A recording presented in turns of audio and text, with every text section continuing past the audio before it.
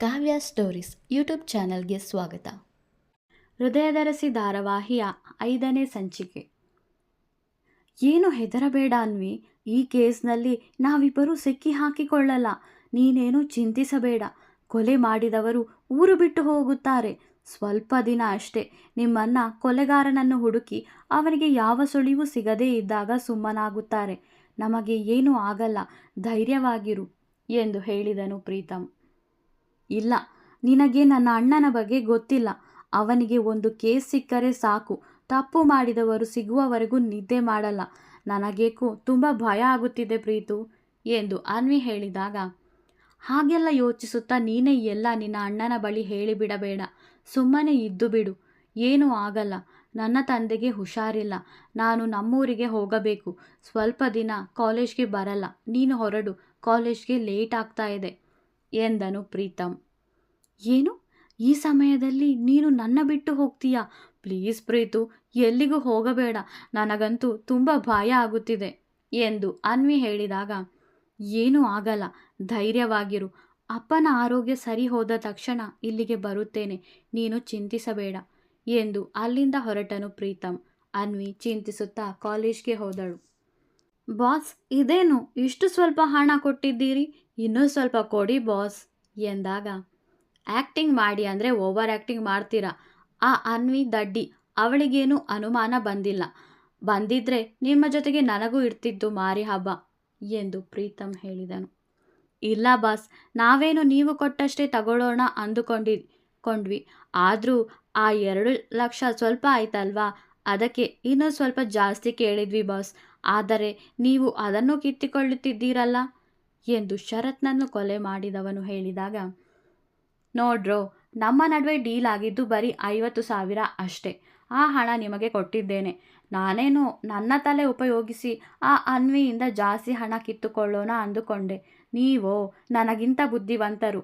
ಅವಳ ಒಡವೆನೂ ಕಿತ್ತುಕೊಂಡು ಬಿಟ್ರಿ. ಪರವಾಗಿಲ್ಲ, ಇನ್ನೂ ಇದೆಲ್ಲ ನನಗೆ ತಾನೇ ಎಂದು ಪ್ರೀತಮ್ ಹೇಳಿದಾಗ, ಬಾಸ್, ಕಷ್ಟಪಟ್ಟು ಆ XMLA ಮಗನನ್ನು ಸಾಯಿಸಿದ್ದೀವಿ. ಅದಕ್ಕೆ ಬಾರಿ 50,000 ಮಾತ್ರನಾ? ಇನ್ನೂ ಸ್ವಲ್ಪ ಕೊಡಿ ಬಾಸ್, ನಾವು 4 ಜನ ಇದ್ದೀವಲ್ಲ ಬಾಸ್ ಎಂದು ಕೊಲೆಗಾರರಲ್ಲಿ ಮತ್ತೊಬ್ಬ ಹೇಳಿದ. ಅವನಿಗೂ ನನಗೂ ಹಳೆ ದ್ವೇಷ, ಅದಕ್ಕೆ ಅವನನ್ನು ಸಾಯಿಸೋಕೆ ಹೇಳಿದ್ದು. ತಗೊಳ್ಳಿ, 10,000 ಅಷ್ಟೇ, ಇನ್ನೂ ಕೇಳಬೇಡಿ.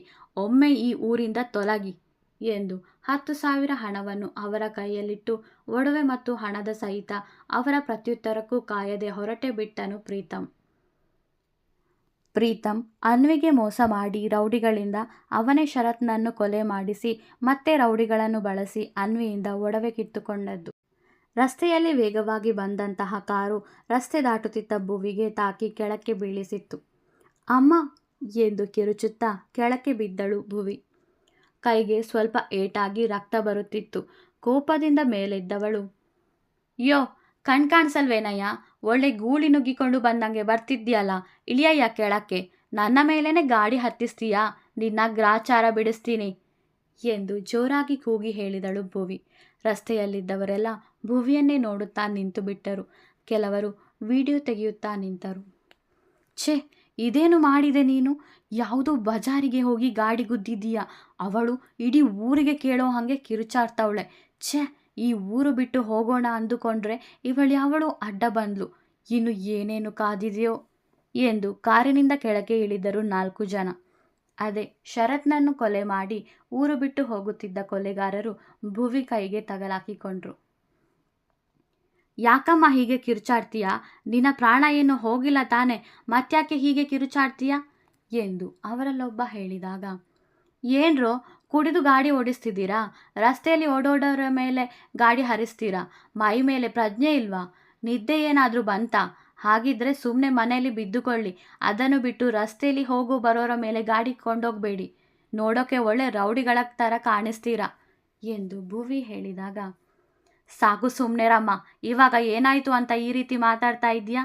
ಕೈ ಮೇಲೆ ಸಣ್ಣ ಗಾಯ ತಾನೆ ಎಂದವನು 1,000 ನೋಟು ಅವಳ ಮುಂದೆ ಕೊಟ್ಟು, ತಗೊಳಮ್ಮ, ಈ ಹಣ ತಗೊಂಡು ಆಸ್ಪತ್ರೆಗೆ ಹೋಗು, ನಮ್ಮನ್ನು ಬಿಟ್ಟು ಬಿಡು ಎಂದು ಹೇಳಿದಾಗ, ಅಯ್ಯೋ ಅಯ್ಯೋ ಅಯ್ಯೋ, ನೋಡ್ರಪ್ಪ, ದುಡ್ಡು ಕೊಟ್ಟು ಎಲ್ಲ ಮುಚ್ಚಿ ಹಾಕಬಹುದು ಅಂತ ಅಂದುಕೊಂಡಿದ್ದಾರೆ. ಈಗ ನನಗೇನಾದರೂ ಹೆಚ್ಚು ಕಡಿಮೆ ಆಗಿ ದೇವ್ರತ್ರ ಹೋಗಿದ್ದಿದ್ರೆ ನನ್ನ ಅಪ್ಪ ಅಮ್ಮನಿಗೆ ಮಗಳು ಇರ್ತಿದ್ಲ, ನನ್ನ ಅಣ್ಣ ತಮ್ಮನಿಗೆ ನಾನು ಇರ್ತಿದ್ನ, ಎಲ್ಲ ಇರಲಿ ನನ್ನ ಗಂಡ, ಅವನಿಗೂ ಈ ಮುದ್ದಾದ ಹೆಂಡತಿ ಇರ್ತಿದ್ಲ. ಲೋ, ಎಲ್ಲಾನು ದುಡ್ಡಿಂದ ಅಳಿಬೇಡ್ರೋ ಎಂದು ಭುವಿ ಹೇಳುತ್ತಿರಬೇಕಾದರೆ ಅಲ್ಲಿ ನೆರೆದಿದ್ದ ಜನರನ್ನ ಅಲ್ಲಿಂದ ಕಳುಹಿಸುತ್ತಾ, ಏನಾಯ್ತು, ಯಾಕಿಷ್ಟು ಜನ ಸೇರಿದ್ದೀರಿ, ಏನಾಗ್ತಿದೆ ಇಲ್ಲಿ ಎಂದು ಅಲ್ಲಿಗೆ ಬಂದನು SI ಕಿರಣ್. ಸರ್ ನೋಡಿ ಸರ್, ಡಿಕ್ಕಿ ಹೊಡೆದು ಇವಾಗ ದುಡ್ಡು ಕೊಟ್ಟು ಎಸ್ಕೇಪ್ ಆಗೋಕೆ ನೋಡ್ತಿದ್ದಾರೆ ಎಂದು ಭುವಿ ಹೇಳಿದಾಗ, ಹೌದಾ, ಏನು ಕುಡ್ದಿದ್ದೀರಾ, ನೋಡ್ಕೊಂಡು ಗಾಡಿ ಓಡಿಸ್ಬೇಕಲ್ವಾ ಎಂದು ಕಿರಣ್ ಹೇಳಿದ. ಹೆದರಿದ ಕೊಲೆಗಾರರು, ಅದು ಸರ್, ತಪ್ಪಾಯಿತು, ಇನ್ನೊಮ್ಮೆ ಹೀಗೆಲ್ಲ ಆಗಲ್ಲ ಎಂದು ತಡವರಿಸುತ್ತಾ ಹೇಳಿದರು. ಕಿರಣ್ಗೆ ಅವರ ಮೇಲೆ ಅನುಮಾನ ಬಂದು, ಎಲ್ಲಿ ನಿಮ್ಮ ಲೈಸೆನ್ಸ್ ತೋರಿಸಿ, ಎಲ್ಲಿಗೆ ಹೋಗ್ತಿದ್ದೀರಿ ಎಂದನು. ಸರ್, ಅದು ಎಂದು ಅವರು ತಡವರಿಸುತ್ತಿದ್ದಾಗ, ಏನು ಲೈಸೆನ್ಸ್ ಇಲ್ವಾ, ಕದ್ದಿರೋ ಗಾಡಿನಾ, ಅಥವಾ ಆ ಗಾಡೀಲೇನಾದರೂ ಮಾಲ್ ಇದೆಯಾ, ರೀ PC ಕಾರಲ್ಲಿ ಏನಿದೆ ಅಂತ ಚೆಕ್ ಮಾಡ್ರಿ ಎಂದನು ಕಿರಣ್. ಸರ್, ಅಂಥದ್ದು ಏನಿಲ್ಲ ಸರ್, ನಾವು ಹೋಗಬೇಕು, ನಮ್ಮನ್ನು ಬಿಡಿ ಎಂದು ಅವರು ಕೇಳಿಕೊಂಡರು. PC ಕಾರನ್ನು ಪರಿಶೀಲಿಸಿ ಬಂದು, ಕಾರಲ್ಲಿ ದುಡ್ಡು ಸಿಕ್ಕಿತು ಸರ್, 40,000 ರಿಂದ 50,000 ಇರಬಹುದು ಎಂದನು. ಎಲ್ಲಿಂದ ಬಂತು ಅಷ್ಟೊಂದು ದುಡ್ಡು, ಕದ್ದಿದ್ದ, ದರೋಡೆ ಮಾಡಿದ್ರಾ, ಹೇಳ್ರೋ, ಇಲ್ಲ ಅಂದರೆ ಇಲ್ಲೇ ಸಾಯಿಸಿ ಬಿಡ್ತೀನಿ ಎಂದು ಆ ಕೊಲೆಗಾರರಲ್ಲಿ ಒಬ್ಬನ ಕತ್ತಿನ ಪಟ್ಟಿ ಹಿಡಿದು ಕೇಳಿದಾಗ, ಇಲ್ಲ ಸರ್, ನಮಗೇನು ಗೊತ್ತಿಲ್ಲ, ನಮ್ಮನ್ನು ಬಿಡಿ ಎನ್ನುತ್ತಾ ಅಲ್ಲಿಂದ ತಪ್ಪಿಸಿಕೊಳ್ಳಲು ಪ್ರಯತ್ನಿಸಿದಾಗ ಅವರನ್ನು ಹಿಡಿದು ತಮ್ಮ ಜೀಪಿನೊಳಗೆ ಕೂರಿಸಿದನು ಕಿರಣ್. ಜೀಪಿನಲ್ಲಿ ಮೊದಲೇ ಸತ್ತು ಹೋಗಿರುವ ಶರತ್ ಸ್ನೇಹಿತರು ಇದ್ದರು. ಅವರನ್ನೇ ಕಣ್ಣುಬಾಯಿ ಬಿಟ್ಟು ನೋಡುತ್ತಾ ನಿಂತಿದ್ದಳು ಭುವಿ. ನೀನೇನಮ್ಮ ನೋಡ್ತಿದ್ಯಾ, ಹತ್ತಮ್ಮ ಗಾಡಿ ಎಂದು ಕಿರಣ್ ಭುವಿ ಬಳಿ ಹೇಳಿದಾಗ, ಅಯ್ಯೋ, ನನಗೂ ಇವರಿಗೂ ಸಂಬಂಧ ಇಲ್ಲ, ನಾನು ಎಲ್ಲಿಗೂ ಬರಲ್ಲ, ನನಗೆ ಅಪ್ಪ ಬೈತಾರೆ, ನಾನು ಮನೆಗೆ ಹೋಗಬೇಕು ಎಂದು ಭುವಿ ಹೇಳಿದಾಗ, ಬೀದಿಲಿ ನಿಂತು ಜಗಳ ಮಾಡಿದರೆ ಅಪ್ಪ ಬೈಯಲ್ವಾ, ನೋಡಮ್ಮ, ನೀನು ಇವರ ಮೇಲೊಂದು ಕಂಪ್ಲೇಂಟ್ ಕೊಡು, ಇವರು ಒಳ್ಳೆಯವರಂತೆ ಕಾಣಿಸುತ್ತಿಲ್ಲ, ಏನೋ ಮಾಡಿರ್ತಾರೆ ಅಂತ ನನ್ನ ಅನುಮಾನ, ನೀನು ಕಂಪ್ಲೇಂಟ್ ಕೊಟ್ಟರೆ ಒಳ್ಳೆಯದು, ಬಾರಮ್ಮ ಬಂದು ಜೀಪಲ್ಲಿ ಕೂತ್ಕೋ ಎಂದು ಕಿರಣ್ ಹೇಳಿದಾಗ, ಏನಪ್ಪ ಮಾಡೋದು, ನಾನು ಸ್ಟೇಷನ್ಗೆ ಹೋಗೋದಾ, ಅಪ್ಪನಿಗೆ ಗೊತ್ತಾದರೆ ಅಷ್ಟೇ ನನ್ನ ಕತೆ, ಇರಲಿ ವೇದ ಇರ್ತಾನಲ್ವಾ, ಅವನ ಹತ್ರ ಹೇಳಿದರೆ ಆಯಿತು ಎಂದವಳು ಜೀಪಿನಲ್ಲಿ ಕೂತಳು. ಆ ಜೀಪು ವೇದಾಂತ್ ಠಾಣೆಯ ಬಳಿ ಹೊರಟಿತು. ಡ್ಯಾಡ್ ಡ್ಯಾಡ್ ಎಂದು ಕರೆಯುತ್ತಾ ಮನೆಯೊಳಗೆ ಪ್ರವೇಶಿಸಿದ ಪ್ರೀತಮ್. ಏನು ಪ್ರೀತು, ಇಷ್ಟು ಖುಷಿಯಾಗಿದ್ಯಾ, ಅಂಥದ್ದು ಏನಾಯಿತು ಎಂದು ಕೇಳಿದರು ಪ್ರೀತಮ್ ತಂದೆ ಸುಧಾಕರ್. ಡ್ಯಾಡ್, ನಾವಂದುಕೊಂಡದ್ದು ಆಯಿತು, ನಮ್ಮ ಇಷ್ಟು ದಿನದ ಪ್ರಯತ್ನ ಇವತ್ತಿಗೆ ಈಡೇರಿತು, ನಾನು ಹೇಳಿದಂತೆಯೇ ಮಾಡಿದೆ, ನಿಮಗೆ ಕೊಟ್ಟ ಮಾತನ್ನು ಉಳಿಸಿಕೊಂಡೆ ಎಂದು ಪ್ರೀತಮ್ ಹೇಳಿದಾಗ, ಹೌದಾ ಮಗನೇ, ನಿಜ ಹೇಳ್ತಿದ್ದೀಯಾ, ಅಂದರೆ ನೀನು ಆ ವೇದಾಂತ್ಗೆ ಬುದ್ಧಿ ಕಲಿಸಿದ್ದೀಯಾ ಎಂದು ಪ್ರೀತಮ್ ತಂದೆ ಸುಧಾಕರ್ ಕೇಳಿದಾಗ, ಬರೀ ವೇದಾಂತ್ ಮಾತ್ರ ಅಲ್ಲ ಡ್ಯಾಡ್, ಆ MLAಗೂ ಬುದ್ಧಿ ಕಲಿಸಿದೆ, ಅವನ ಮಗನನ್ನು ಕೂಡ ಉಪಾಯದಿಂದ ಸಾಯಿಸಿದೆ, ಒಂದೇ ಕಲ್ಲಲ್ಲಿ 2 ಹಕ್ಕಿ ಹೊಡೆದೆ ಎಂದು ಹೇಳಿ ನಕ್ಕನು ಪ್ರೀತಮ್. ಒಳ್ಳೆ ಕೆಲಸ ಮಾಡಿದೆ ಪ್ರೀತು, ತುಂಬ ಬುದ್ಧಿವಂತ ನೀನು, ಹೇಳಿದಂತೆ ಮಾಡಿದೆ. ನನ್ನ ಮೊದಲ ಮಗ ಮಹೇಶ್ನನ್ನು ಆ ವೇದಾಂತ್ ಮಕ್ಕಳ ಸಾಗಾಣಿಕೆ ಕೇಸ್ನಲ್ಲಿ ಹಿಡಿದು ಜೈಲಿಗೆ ಹಾಕಿಸಿದ. ಏನೋ ಮಹೇಶ ಹಣದಾಸೆಗೆ ಬಿದ್ದು ಪೊಲೀಸ್ ಆಗಿದ್ದರೂ ಆ MLAಗೆ ಹರಿಶ್ಚಂದ್ರನಿಗೆ ಸಹಾಯ ಮಾಡಿದ. ಆದರೆ ಕೊನೆ ಕ್ಷಣದಲ್ಲಿ ತಿರುಗಿ ಬಿದ್ದ ಆ ಹರಿಶ್ಚಂದ್ರ. ವಿಷಯ ಎಲ್ಲರಿಗೂ ಗೊತ್ತಾದಾಗ ಅದಕ್ಕೂ ತನಗೂ ಏನೂ ಸಂಬಂಧ ಇಲ್ಲ ಅನ್ನುವ ರೀತಿ ಎಲ್ಲ ತಪ್ಪನ್ನು ನನ್ನ ಮಗನ ಮೇಲೆ ಹಾಕಿ ಅವನು ಸೇಫ್ ಆಗೋಕೆ ನೋಡಿದ. ನಾನು ಆ ವೇದಾಂತ್ನ ಎಷ್ಟು ಕೇಳಿಕೊಂಡೆ, ನನ್ನ ಮಗ ಮಹೇಶನನ್ನು ಈ ಕೇಸ್ನಿಂದ ಪಾರು ಮಾಡು ಎಂದು. ಆದರೆ ಅವನು ನ್ಯಾಯ ನೀತಿ ಅಂತೆಲ್ಲ ದೊಡ್ಡ ದೊಡ್ಡ ಮಾತಾಡಿದ. ಈಗ ಅವನು ಅನುಭವಿಸಲಿ ಎಂದು ಸುಧಾಕರ್ ಹೇಳಿದಾಗ, ಹೌದು ಡ್ಯಾಡ್, ನನ್ನ ಅಣ್ಣ ಒಬ್ಬ ಪೊಲೀಸ್ ಅಂತಾನು ನೋಡದೆ ಅವನಿಗೆ ಅವಮಾನಿಸಿ ಅವನನ್ನು ಜೈಲಿಗೆ ಹಾಕಿದ ಆ ವೇದಾಂತ್. ಪಾಪ ನಮ್ಮ ಮಹೇಶ ಈಗ ಜೈಲಲ್ಲಿ ಎಷ್ಟು ಕಷ್ಟಪಡುತ್ತಿದ್ದಾನೋ ಏನೋ. ಆ ಹರಿಶ್ಚಂದ್ರ ಎಲ್ಲವನ್ನೂ ಮಹೇಶನ ತಲೆ ಮೇಲೆ ಹಾಕಿಬಿಟ್ಟ. ಅವನ MLA ಪಟ್ಟ ಹೋಯಿತೆ ಹೊರತು ಮತ್ತೇನೂ ಆಗಲಿಲ್ಲ. ಅದಕ್ಕೆ ಆ ಇಬ್ಬರಿಗೂ ಈಗ ಬುದ್ಧಿ ಕಲಿಸಿರುವುದು. ಖಡಕ್ ಪೊಲೀಸ್ ಆಫೀಸರ್ ತಂಗಿಯನ್ನು ಪ್ರೀತಿ ಹೆಸರಲ್ಲಿ ಬಳಸಿ ಅವಳಿಗೆ ತಿಳಿಯದಂತೆ ಅವಳಿಂದಲೇ ಆ MLA ಮಗನನ್ನು ಸಾಯಿಸಿದೆ. ಆ ಶರತ್ ಕೂಡ ಅನ್ವಿ ಜೊತೆಗೆ ಕೆಟ್ಟದಾಗಿ ನಡೆದುಕೊಳ್ಳುತ್ತಿದ್ದ. ನನಗೆ ಆ ವಿಷಯ ಪ್ಲಸ್ ಪಾಯಿಂಟ್ ಆಯಿತು. ಉಪಾಯದಿಂದ ಅವನನ್ನು ಮುಗಿಸಿದೆ. ಆ ಹರಿಶ್ಚಂದ್ರನಿಗೆ ಮಗನನ್ನು ಕಳೆದುಕೊಂಡ ದುಃಖ, ವೇದಾಂತ್ಗೆ ಅವಮಾನ ಆಗಿ ತನ್ನ ತಂಗಿಯನ್ನೇ ಅರೆಸ್ಟ್ ಮಾಡೋ ಕರ್ಮ ಎಂದು ಹೇಳಿ ಜೋರಾಗಿ ನಕ್ಕನು ಪ್ರೀತಮ್. ಆ ವೇದಾಂತ್ ತುಂಬ ಬುದ್ಧಿವಂತ. ಅವನು ಸಾಕ್ಷಿ ಇಲ್ಲದೆ ಅನ್ವಿನ ಅರೆಸ್ಟ್ ಮಾಡ್ತಾನಾ ಎಂದು ಸುಧಾಕರ್ ಕೇಳಿದಾಗ, ಎಲ್ಲ ಸಾಕ್ಷಿಯನ್ನು ಸೃಷ್ಟಿಸಿದ್ದೇನೆ ಡ್ಯಾಡ್. ಆ ಶರತ್ ಕೊಲೆ ಮಾಡಿರೋ ರೌಡಿಗಳ ಜೊತೆಗೆ ಮಾತಾಡಿ ಅವನಿಗೆ ಹೊಡೆಯುವಂತೆ ಹೇಳಿದ್ದು ಅನ್ವಿ. ಅವಳ ಜೊತೆಗೆ ಮಾತಾಡಿದ್ದು ನನ್ನ ಫೋನ್ನಲ್ಲಿ ರೆಕಾರ್ಡ್ ಆಗಿದೆ. ಜೊತೆಗೆ ಆ ಅನ್ವಿ ನನಗೆ ಕೊಟ್ಟಿದ್ದ ವಾಚ್ ನಾನು ಆ ರೌಡಿಗಳಿಗೆ ಕೊಟ್ಟಿದ್ದೆ. ಅವರು ಕೊಲೆ ನಡೆದ ಜಾಗದಲ್ಲೇ ಅದನ್ನು ಕಳೆದುಕೊಂಡಿದ್ದಾರೆ. ಅದೀಗ ವೇದಾಂತ್ ಕೈಗೆ ಸಿಕ್ಕಿರಬಹುದು. ಅವನು ಈಗಾಗಲೇ ಅದರ ಮೇಲೆ ಕಾರ್ಯಾಚರಣೆ ನಡೆಸುತ್ತಿರಬಹುದು. ವೇದಾಂತ್ಗೆ ಏನು ಮಾಡಲಾಗುವುದಿಲ್ಲ. ಮನೆಯವರನ್ನೇ ಜೈಲಿಗೆ ಹಾಕಿದಾಗ ಅದೆಷ್ಟು ನೋವಾಗುತ್ತದೆ ಎಂದು ಅವನಿಗೂ ತಿಳಿಯಲಿ. ಜೊತೆಗೆ ಮಗನನ್ನು ಕಳೆದುಕೊಂಡ ನೋವು ಆ ಹರಿಶ್ಚಂದ್ರನಿಗೂ ಗೊತ್ತಾಗಲಿ ಎಂದನು ಪ್ರೀತಮ್. ಮಗ ಮಾಡಿದ್ದು ತಪ್ಪಾದರೂ ಅದರ ಬಗ್ಗೆ ಯೋಚಿಸದೆ ಮಗನ ಬಗ್ಗೆ ಹೆಮ್ಮೆ ಪಟ್ಟರು ಸುಧಾಕರ್. ಡ್ಯಾಡ್, ನಾವಿಲ್ಲಿರೋದು ಬೇಡ.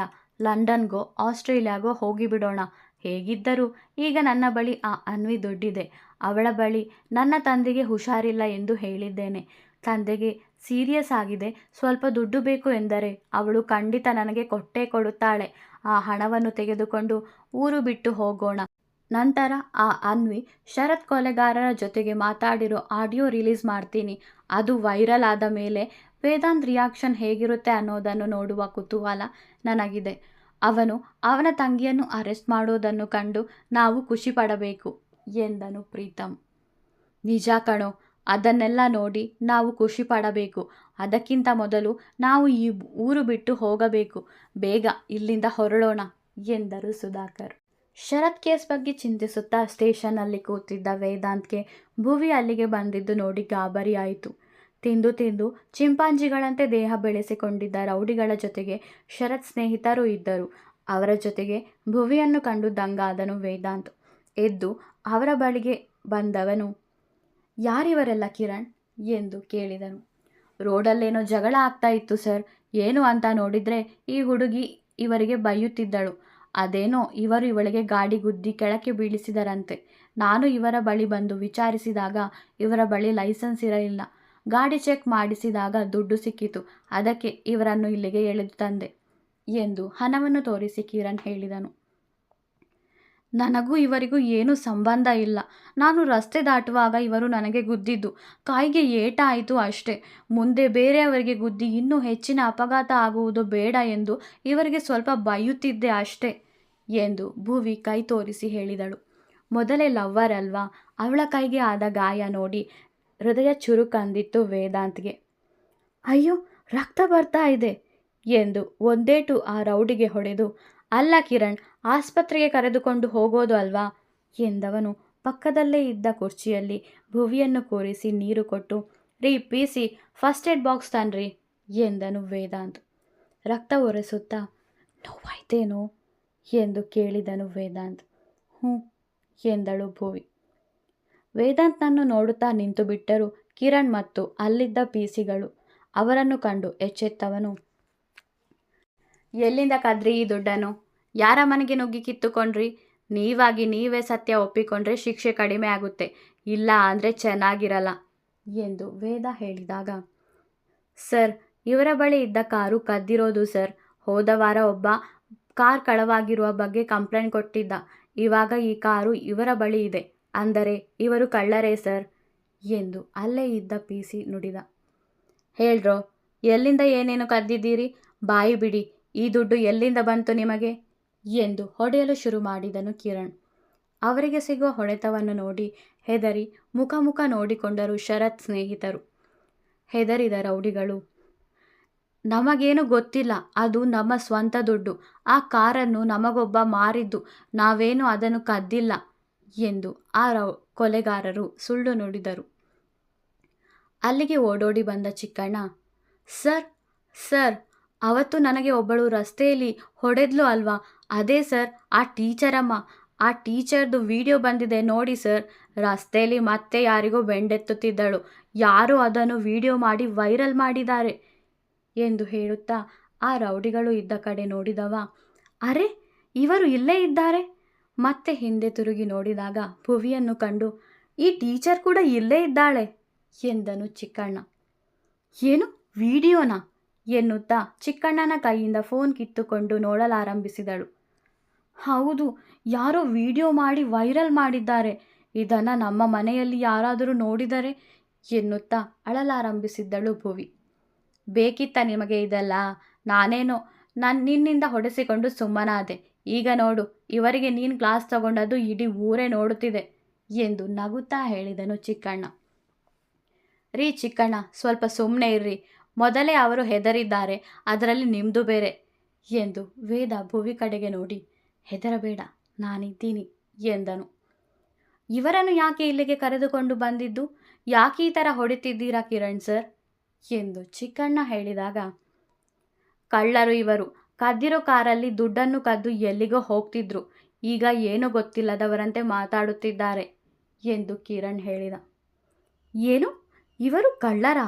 ಹಾಗಿದ್ದರೆ ಅನ್ವಿ ಮೇಡಮ್ಗೂ ಇವರಿಗೂ ಏನು ಸಂಬಂಧ ಎಂದು ಆಶ್ಚರ್ಯದಿಂದ ಕೇಳಿದವನು ವೇದಾಂತ್ ಬಳಿ, ಸರ್ ನೀವು ಬೆಳಗ್ಗೆ ಹೇಳಿದ್ರಲ್ಲ ನಿಮ್ಮ ತಂಗಿ ತಮ್ಮನ ಫಾಲೋ ಮಾಡಿ ಅಂತ. ನಿಮ್ಮ ಮನೆಯಿಂದ ಅವರು ಮೂವರನ್ನು ಫಾಲೋ ಮಾಡಿದೆ ಸರ್. ನಿಮ್ಮ ತಮ್ಮ ಮತ್ತು ಆ ಇನ್ನೊಬ್ಬ ಸಿದ್ಧಾರ್ಥ್ ಕಾಲೇಜ್ಗೆ ಹೋದರು.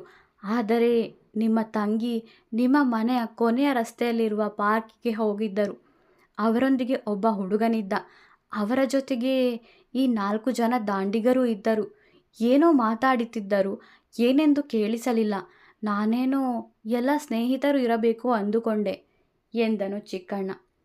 ಏನು, ನನ್ನ ತಂಗಿ ಅನ್ವಿ ಈ ಕಳ್ಳರ ಜೊತೆಗೆ ಇದ್ದಳಾ ಎಂದು ಆಶ್ಚರ್ಯಪಟ್ಟನು ವೇದಾಂತ್. ಮುಂದುವರಿಯುವುದು. ವಿಡಿಯೋ ಇಷ್ಟವಾದರೆ ಲೈಕ್ ಮಾಡಿ, ಕಮೆಂಟ್ ಮಾಡಿ. ನನ್ನ ಚಾನಲ್ಗೆ ಹೊಸಬರಾದರೆ ಸಬ್ಸ್ಕ್ರೈಬ್ ಮಾಡಲು ಮರೆಯಬೇಡಿ. ಧನ್ಯವಾದ.